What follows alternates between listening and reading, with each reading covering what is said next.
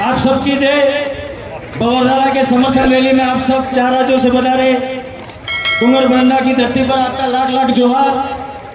एक दो बात ही कहूंगा, बाहर से वक्ता है वो बात कहेंगे तो बढ़िया रहेगा।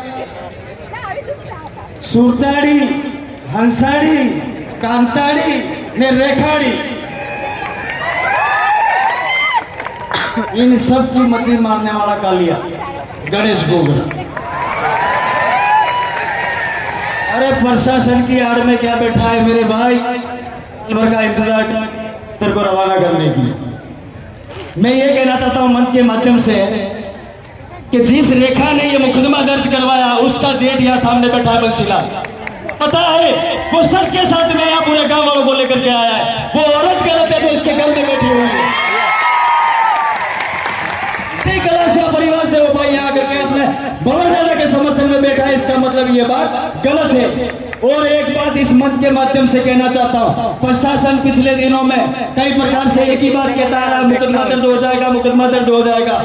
कल ही एक लेटर मेरे पे व्हाट्सएप किया कि अनुतोष रोग के खिलाफ मुकदमा दर्ज किया जाए। मैंने 19 तारीख को कहा था भैया 3-4 मुकदमों से कुछ नहीं होगा, 50-100 मुकदमे कर दो बवरधारा को। और एक बात राम प्रसाद जी ने कही, जमीन वाला मामला शेड्यूल एरिया है। आए दिन बादल महल के पास वाला जो जमीन है, किसी भाई ने उस जमीन को बेच करके रुपया ले लिया है और उस रुपया लेकर के उस जमीन का दलाली करके जो काम किया, उस जमीन को हम हमारे समाज के लिए दान करने वाले परिवार की तरफ से वहां हम बिजनेस शिक्षा का हब बनाना चाहते हैं, शिक्षा के लिए वहां मंदिर खोलना चाहते हैं। क्या आप सब सहमत हैं? इस मंच के माध्यम से पूछना चाहता हूं। आज के बाद में प्रशासन में से ये सवाल नहीं करे। उस जमीन का मामला है, पूरा समाज बैठा है, पूरे सर्कल गण बैठे हैं और सुप्रीम कोर्ट का 2011 का जजमेंट हमने वहां लगा रखा है। उसको पढ़ ले फिर ही बात करें।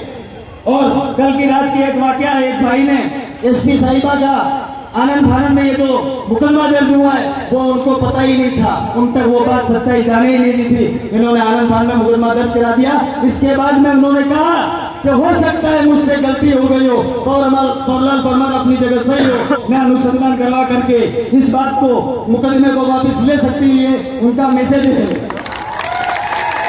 हम प्रशासन से कहना चाहते हैं, आरपी दादा ने कहा है अगर इस एरिया में आते हो तो शेड्यूल 5 को पढ़ करके आओ मेरे भाई।